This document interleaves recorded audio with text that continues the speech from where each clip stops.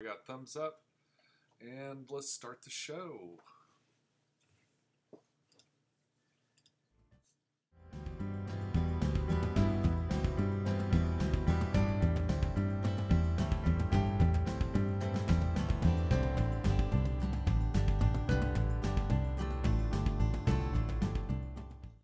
Hey YouTube, this is Pecktec, and this is a new thing for me. I'm going to try a live stream show. I'm going to try not to stare at myself in the pictures instead of staring at the camera. And what is... Oh, okay. And anyway, the preview's messing with me just a little bit. So I've gotten a lot of questions over the past few weeks. I haven't had a time to respond really. So what I'm doing is I'm going to do a live show. I'm going to kind of answer a few questions, respond to some comments. I prepared a little special something or another for you guys. I want to promote some new products that I'd like to put out. And let's just start. Okay, so the new YouTube creators page has this comment section, which has made it really easy. And that's what I've used to pull most of the comments from my viewers. And all right, let's just start with the first couple here. Now, Alex has a couple of questions for me. What is your favorite fish that you have or don't have and that you would recommend to beginners, and why? Well, I gotta say, one of my favorite beginner fish is the platy. Now, we have a couple of platies here, and they are much like a guppy. They're a live bearer. They're really super easy to breed. They come in a variety of colors, and they're just very interesting. They will, if you get a male and a female, they will breed out of control and you will end up with lots and lots of them. So I recommend possibly just getting a male, a couple of males, or a bunch of females, but don't mix them unless you intend to have a lot of fish, because you certainly will. Let's see, Alex had another question. What was it? What's the best type or brand of food that you feed your fish? For the flake food, I prefer omega-1. If you read the ingredients in the back, it seems to have the less of the filler crap that you see in a lot of this stuff. But I do recommend a variety of food. I feed also bloodworms, freeze-dried and frozen bloodworms, and I feed all kinds of different freeze-dried foods, a lot of stuff like brine shrimp and other things like that. Now, whenever I can, I like to prepare some baby brine shrimp, but sometimes it's kind of a pain, and it's really only possible in the summer because it needs to be pretty warm to get baby brine shrimp. And it's great for if you're trying to breed and you're hatching little babies that can't eat the flake food. Now, platies and guppies and things like that, they'll eat just about anything. Platies are sort of like the aquarium cow. What's great about platies, though, is they will eat a tremendous amount of algae, and they will literally pick the algae off your plants. And they don't do a tremendous job. So far as I know, an Amano shrimp is the most productive algae eater that you can put in your aquarium. And I keep as many of those as I can. They're pretty expensive. They don't breed in the aquarium.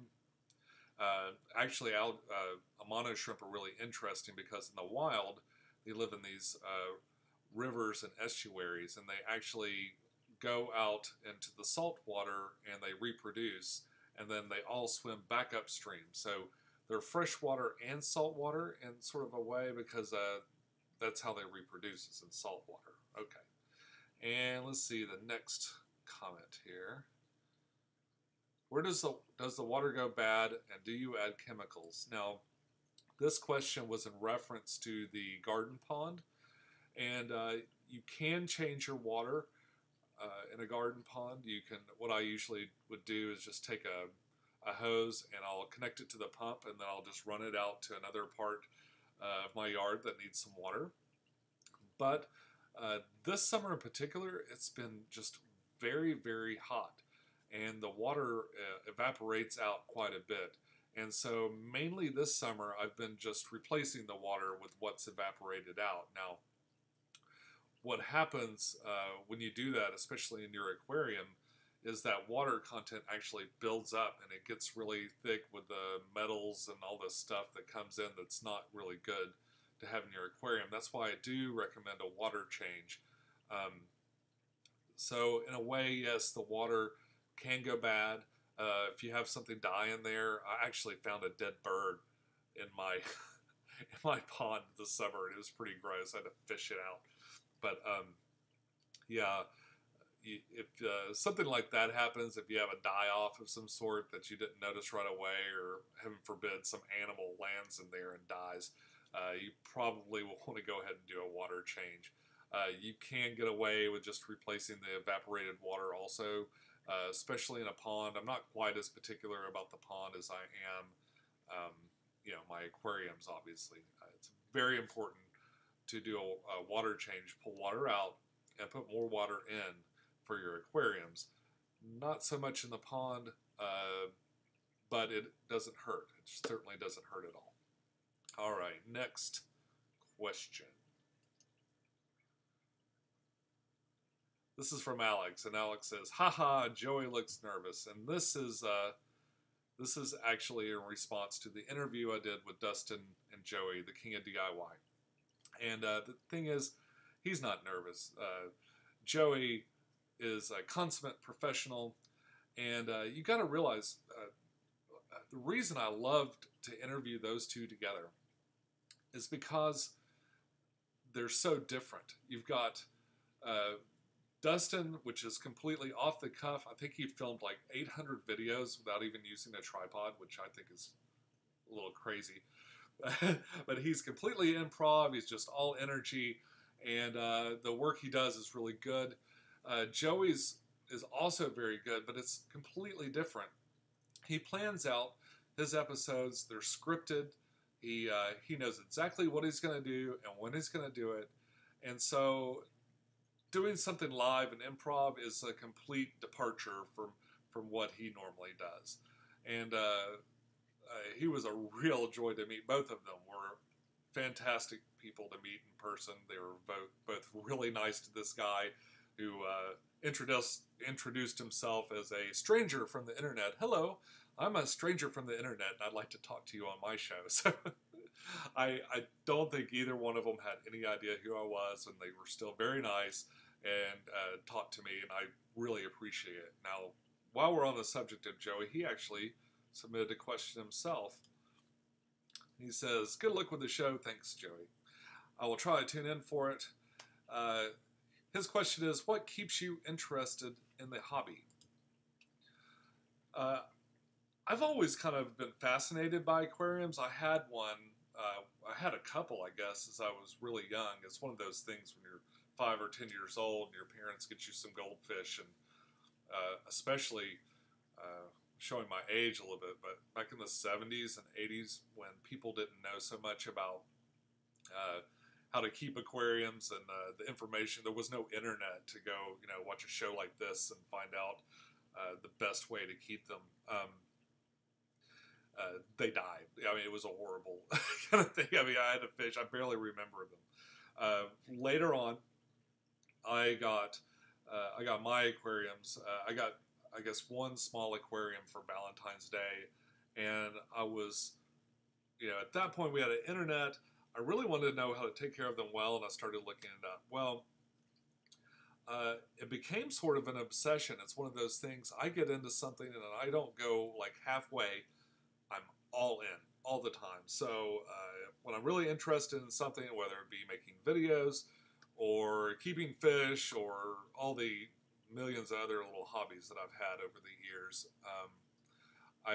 it becomes an obsession. So for me, what keeps me interested is that just continuing drive to learn more. There's always something new to know.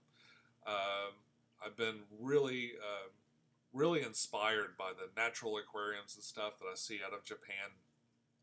And I love just making that slice of nature in my home. I mean, I think that that's just a really, really terrific thing to have. They're very peaceful. I have a stressful job. I work really hard during the day, and of course at night I work really hard also, just getting my YouTube content to you guys. And the fish channel gives me sort of an instructional kind of channel. It's something that people really want to see, and all the feedback I get from you guys, from my viewers, that keeps me going. That's what keeps these videos happening, and I really appreciate it. Thanks for helping me out. Thanks for keeping my my interest peaked. Every time I get a question, every time I get a new subscriber, all those things keep me going, and I probably would have kept the aquariums going anyway, but maybe not to the scale that I do now. I think I'm up to 14 aquariums. That's a lot of tanks, and but I want to show you guys do stuff all the time, and you can't do that with just 1 or 2 aquariums. So that's why that's what keeps me going, and that's what piques my interest. All right, on to the next question. Hi, Pecktec. I have a good question about Coriodoris catfish I have. The problem I see is that he is either on his back or on the bottom of the tank, and I think he's dead. Until I try to net him, then he scoots away, and I see nothing's wrong with him except that. Any help would be great. Well, I'm not too sure about Coriodoris. I know that sometimes loaches will fake you out. They kind of lay on their side sometimes, and they will look dead, and then you go mess with them, and then they swim away, and they seem to be fine. So I've never heard of Corys doing that, and unfortunately I don't have great advice for what to do in that case, but it does seem quite odd. I guess I keep my eye on them, make sure they don't show any other signs of illness. Really, fish diseases aren't my bag. I've read a lot about them, but gosh, there's so much, and I'm not a doctor, so or a vet or anything, so I can't give you like really solid advice on it. I do wish you the best of luck though, and I hope that everything ends up being just fine. Okay. Now this is in relation to the Pleco feeder that I showed last week. Mr. Blur wants to know, can't the sharp part hurt your fish? And here's a shot of the Pleco feeder. Now, if you notice with this Pleco feeder,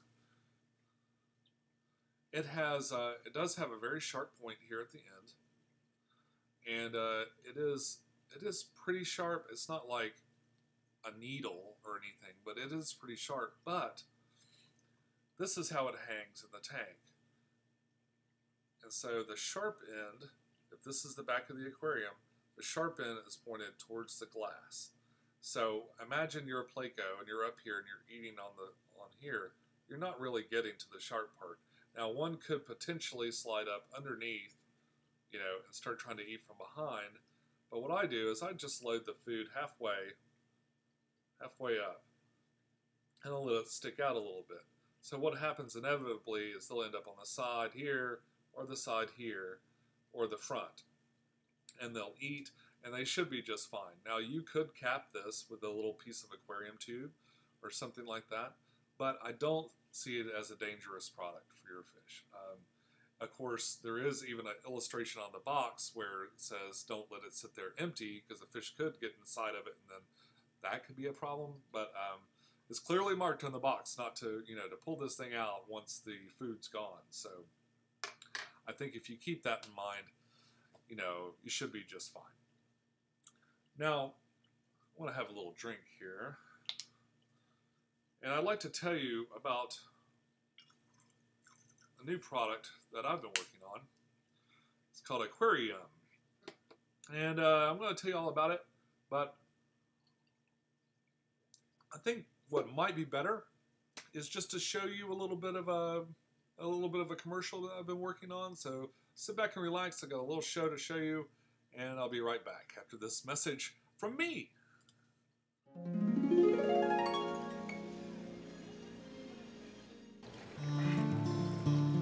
Oh, hi there!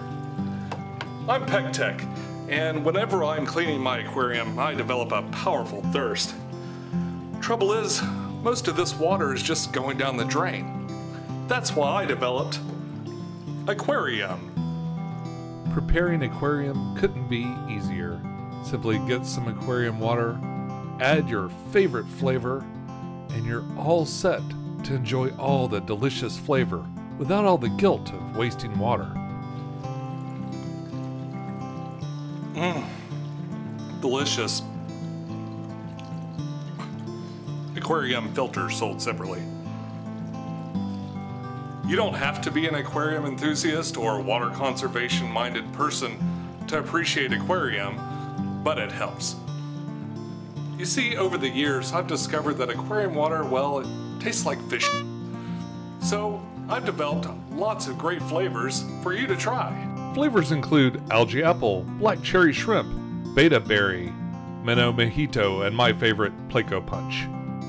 Aquarium works in freshwater, saltwater, and even makes your pond taste like champagne. Water conservation has always been very important to me, and in the early days, trying to educate the children wasn't easy. Ew, gross, Dad! But now with aquarium, even when my daughter has her friends over, they can both enjoy the sweet flavor of conservation.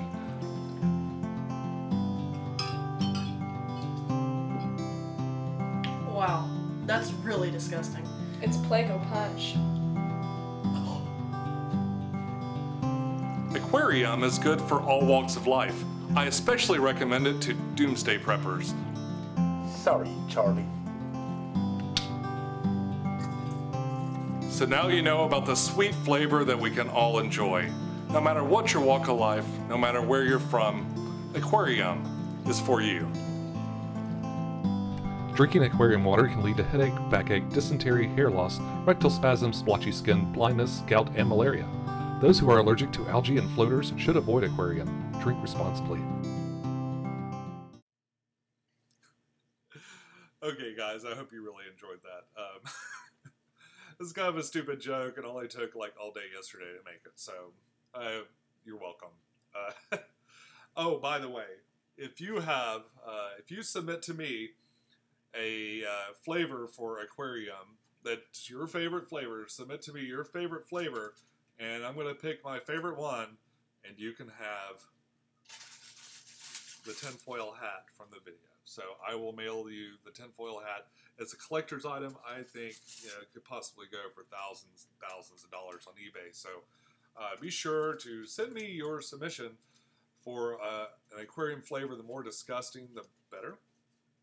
And that's it. Now, in real product news, I will be making t-shirts soon. I think that I love the t-shirts from YouTubers. I've got my Crab Cat shirt on now. I think that those are really cool, and I've always wanted to do my own. I'm commissioning from Mr. Scales a steampunk ram that I'd like to make into a t-shirt, but also my wife, who's a talented artist, has been doing some paintings, and I've got, here's a discus that she's painted, and we're trying to work these into some t-shirts too. I've got the discus, and she's also done a bristlenose catfish, which is really cool. So look for some t-shirts like this in the future. Of course, I'll talk about it on my videos when it comes time to do that. So yeah, that's coming out soon, and I'll be sure to give you more information. Now let's see, get some more questions going here. Ruben, this is better than my fork and fishing line, and I still don't get my arms wet. He is, of course, referring to the Plecco feeder. I thought that that was pretty funny, and I actually meant to include that earlier, but anyway.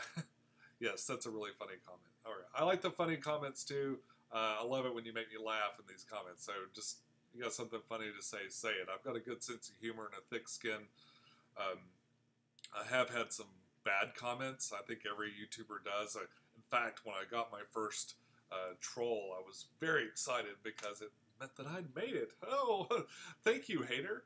The funniest thing I think anybody said is I got called the magic walrus once, I think because of this. And probably the most offensive thing anyone said is that they don't want to see my face. They only want to see the aquariums, and I should just, like, you know, not show my face. It's like, thanks. All right. Nick, Mock007, thanks for sharing. We'll definitely check it out. My Ottos and Shrimp love the zucchini. Again, in response to the Pleco feeder. Nick has an awesome channel. His channel is very scientific and very technical. Definitely, you know, as a call out to him. I think he's even in Nashville. There, we really should combine forces, Nick. Let's get together and do something cool. His stuff is really, if you're into the science of aquarium keeping, that's a great channel to check out. Let's see, what's next? Aussie Fish Keeper. Hey, Pecktec, I know this is completely irrelevant to this video, but I'm wondering about, wondering if I'm able to house blue German blue rams in a fluval flora, as I know you've done this. Why, yes, I've kept blue rams in I had one in a 5-gallon aquarium for about 6 years, and he did great in that. The flora is an 8-gallon tank, and I've got one in there now. He's been in there since after it cycled. I was comfortable that it cycled well. Absolutely, you can keep one blue ram in a very small aquarium. You might even be able to do a pair, although I can never seem to find a female ram. They don't like each other very much, and they don't like their tank mates. I've got some small fish in with my ram now, and it tends to chase them around. I'm about to actually pull them out and just bring them home because he keeps them kind of pinned up in a corner. There's 8 of them, so it's spread. It's spread across. You know, the hostility is spread across all those 8 members, and so individually they're not so tormented that they're upset, and they still all eat and they seem okay. But rams are bullies. They don't like each other, and they don't like other fish. And the smaller the aquarium, the more that is amplified. So my advice is to not keep them, you know, if you're going to put a ram in a small tank, you probably need to keep him by himself. He doesn't seem to mind autos. He doesn't even seem to mind shrimp, like an Amano shrimp or some cherry shrimp. That seems to be okay.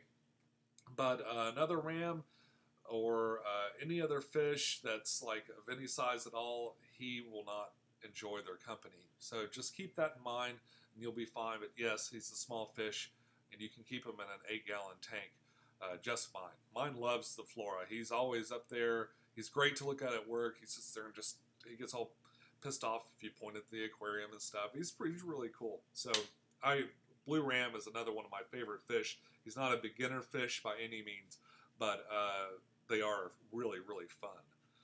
Let's see if I can find where I was here. I've been wondering which is overall more nutritious substrate, EcoComplete or fluorite. Now, EcoComplete is it's pretty decent as far as it's got a lot of nutrients and it's good, and I use it in a lot of my tanks, mainly though because it's black. And I like to keep a dark substrate. Sometimes I'll mix it in with some other rocks because sometimes all black is too much. But EcoComplete's pretty good, but I think the fluorite will keep the nutrition longer. You know, in the long run, I think the fluorite is kind of a better deal.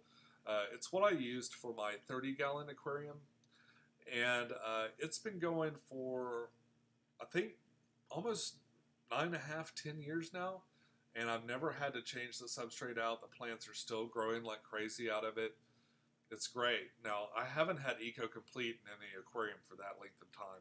In fact, most of my first aquariums were just plain black gravel that I eventually mixed a little bit more stuff and a little bit more stuff into. And it kind of depends on the plants too. Plants with a lot of roots, like I keep a lot of crypts in that aquarium, and they root out, and they love that fluorite to dig into. So I guess I'd go with fluorite if I'm going to have to pick between the two as far as nutritional content goes. Here's another question about substrate. So blah, blah, this tank, you only used EcoComplete. Can you effectively grow plants with just EcoComplete, or do you need others as well? Oh, okay, this is in reference to me mixing my substrates.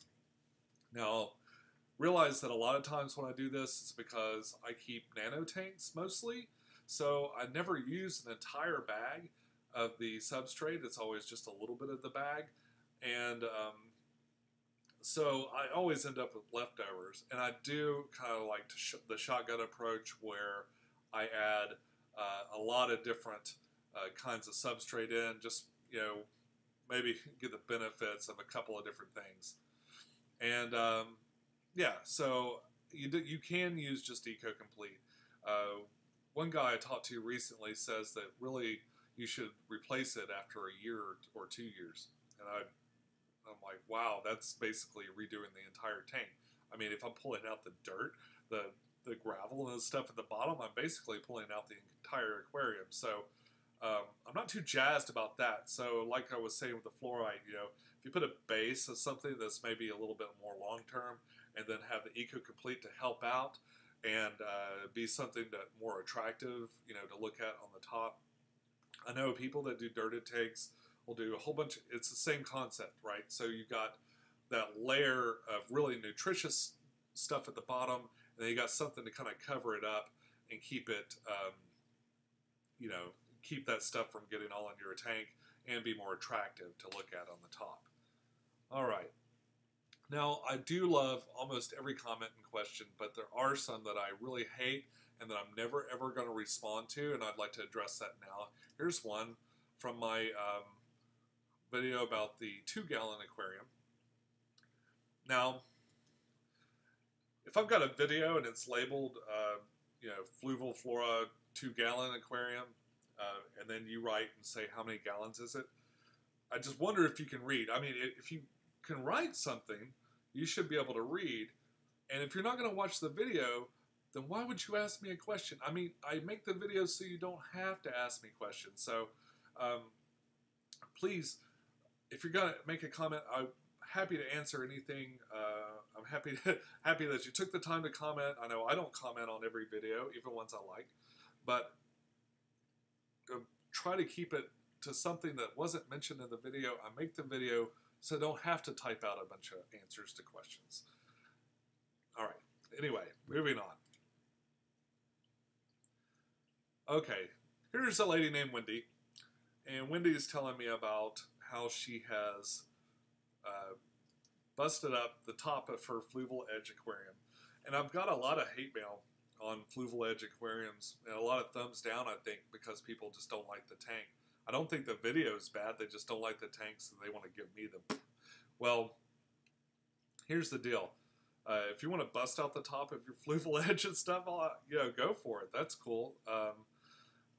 But I think a lot of people are missing the point. Yeah, it's kind of a ship in the bottle thing to clean it. Now, my 12-gallon tank has been no trouble at all. I can get my arm in there easily. The 6-gallon tank, which is actually not my tank, it's a friend of mine's tank from work, that is a bit more difficult to maneuver in. But I really think a 6-gallon tank of that style is pretty small. I like the 12-gallon so much better. I can reach in there. I can get all the way to the top of it, although I haven't ever had to clean the top of the glass. But I can get all the way around. I can scrape the little bit of algae that develops in the front of the tank, and it's not a problem.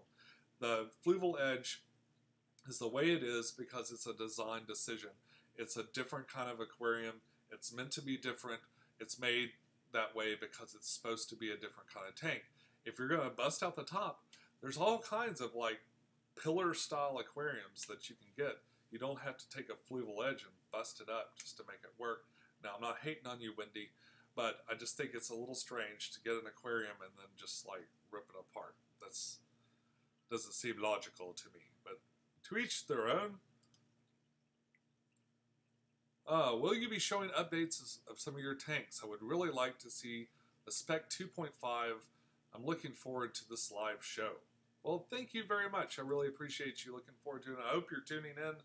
Looks like we've got a few people on here now, and that's cool. So I have not planned on showing my aquariums, mostly because I'm doing this through a webcam and I'm not going to carry it around.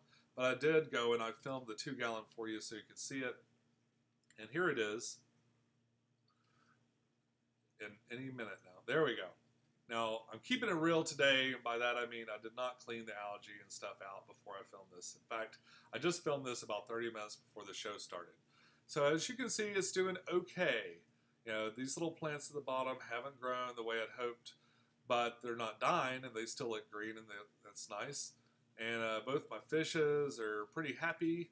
Got my little tree fluval spec 2-gallon thing going on, and it's pretty cool. Now, I pulled out the separator between the two tanks, so if you keep two betas together, they will get stressed out. That's why I keep the cover for my Financial Peace book by Dave Ramsey. And that keeps the peace and keeps the betas from like flipping out all day long, because if you keep two betas together, they will not enjoy, as I was saying earlier, each other's company. They tend to flip out, but that is the best way to show their plumage and how nice their fins are, so that's why I did that. All right, I'm curious if a tank such as this could be used as a small saltwater tank, not necessarily a reef tank, but maybe a little tank for clownfish or some other easy marine animal. And that's, of course, in reference to the Fluval Spec 2-gallon, or maybe the 2.5-gallon. And yeah, I suppose I keep no saltwater tanks, and I get questions about it all the time. I don't keep saltwater tanks. I don't want to. It's just a lot of trouble. I mean, there's a lot to know about every kind of aquarium, and the stuff, especially when you get into aquarium plants. I haven't reached the point in freshwater where I feel like I just know so much that I'm ready to just chuck it all and try saltwater. Now, saltwater fish are beautiful. I mean, some of the most gorgeous, and especially I really love invertebrates, and so the saltwater shrimp and things like that are just terrific. But I'm not ready for that yet, and so I can't give you great advice. Now, I have seen people make saltwater aquariums out of very, very small tanks, and yes, so it's probably possible. I'm not the guy to ask about it, though, and I apologize. I definitely think you could. You could pull it off. You probably would need a different light if you want to try to grow some corals. It'd be kind of neat to put like one polyp in there. But keeping all the stuff that you need, I know you usually have a skimmer and a couple of other little devices that I don't use in freshwater. So if you can make a mini one inside of a little 2-gallon tank, go for it and send me a link. I'd like to see it. Oh, wow. I planned on this being a 30-minute show, but I'm very talkative, so it looks like I'm already 4 minutes over. I'm going to keep going, though. Keep going through the questions until we get done. This is a reaction to the Sam Scales video. The guy I'm having do the picture for me, he says he reminds him of the pictures he drew as a kid, for people. And what's funny is I did the same thing. I've always been very artistic. My mother was an art teacher, and I drew all the time. And people were always like, "Hey, draw this cool skull on my notebook," or something like that. Or I drew superheroes and skulls and bats and stuff too.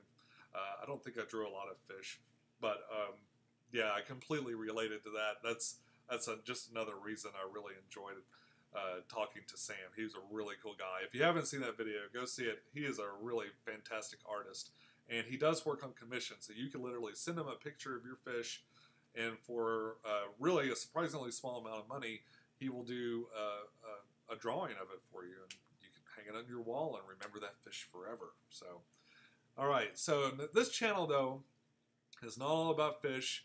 There's some steampunk too, and I've got a couple of comments, not as many of course, but I've got a couple of comments about the steampunk side of Pecktec, so let's get into that now. Okay, this is in reaction to my most popular steampunk video I've ever done, steam-powered giraffe. Now, steam-powered giraffe is bar none the top band in the steampunk genre. There are three guys, and they dress up as robots, and or two guys and a girl now, I believe. And they dress as robots, and they sing these terrific harmonies. If you go and you look in some of my most popular videos, or in the popular videos playlist, or in the what's the other steampunk music scene playlist, find their video. It's the one with like 20 or 40,000 hits more than all the other ones. Now, what that video is, though, it's not a traditional interview. I filmed them a little bit goofing around at the convention that I was at. It was TeslaCon. And then what I did was I filmed a panel that they did. And during this panel, they talked all about their lives, and it goes on for like 45 minutes. And I was amazed at how many people will watch it all the way through. But right at the beginning, so if you just watch the first 5 minutes of that video, they sing an a cappella version of Honeybee, and it is just terrific, and it was amazing. Now, it's the only time I've ever gotten a chance to see them perform live, and it wasn't like one of their regular performances. They do a really huge show, and oh man, but it was pretty amazing. And let's see. Here's another one about steam-powered giraffe. How do they make those gear sounds? I don't see their mouths moving when it happens. Now, these guys, pretty terrific. I actually got to hang out with them in the elevator for a moment before they went down to that tea room from that shot you just saw. Now, they are doing it with their mouths. It's just kind of a ventriloquism or something, but I was sitting in the elevator, and they were behind me, and I was trying to be all cool, like, I'm not noticing them. We're not going to fawn over them or anything. And behind me, I just hear Bunny going, but they were just making all these cool sounds and stuff. I had to turn around and like, what are you doing? But he does it constantly, and I think if you have as much practice as they do, I don't think it would be a problem really at all. Moving on. Glad to see you survived the dinosaur attack. So, another convention we just went to, Contemporal, there was a guy, he was dressed as a velociraptor, and he goes to a lot of different events, but of course, since it's a steampunk event, he had a little top hat and a monocle and stuff, and I posed for some funny pictures and videos with this guy. He was a lot of fun. It was actually really, really soft inside of there. So that was just a comment about that funny scene that happened. Okay, and here's another one. You're a total, I don't know if I can even pronounce this. In fact, I had to go look it up, and it means like someone who is mean to women. So I asked him, I was like, are you calling me a pimp? And he said it was in reaction to this is again from the Contemporal video, where the madam appears to be angry with me. And if you look at her lips, what she's saying is, I want my cut. I want my cut. Anyway, I just thought that was kind of funny. Well, folks, looks like it's going to be a 40-minute show as we come out to the 40-minute mark. And I just want to say thank you for tuning in. I'm going to do more live shows. If you like this, if you want to see more, leave a comment down below. I'd like to know what you think. Oh, thank you, Greg D. Pecktec rocks. Your channel got me into the hobby. Thanks. Oh, I appreciate that, Greg. I just read that in the comments. That's really nice of you to say. And I got started because of a podcast. I love podcasts, and my favorite one was Pet Fish Talk. It's these two older guys, and they kind of argue all the time. One interrupts the other one all the time, but they have great advice on keeping fish. And I don't like to read a whole lot, so that's what got me into the hobby. In a lot of ways, my show is a homage to them and all the help that they provided me. I wanted to do the same thing for other people, so I'm glad I helped you out, Greg. And I'll be sure to do more. So leave a comment if you like this format, if you like this kind of show. If you want this, more of this, just let me know, and I'd be happy to do it again. It's kind of an experiment, so I'm really curious about your feedback. I need your feedback. Let me know what you think, and happy fish keeping, people.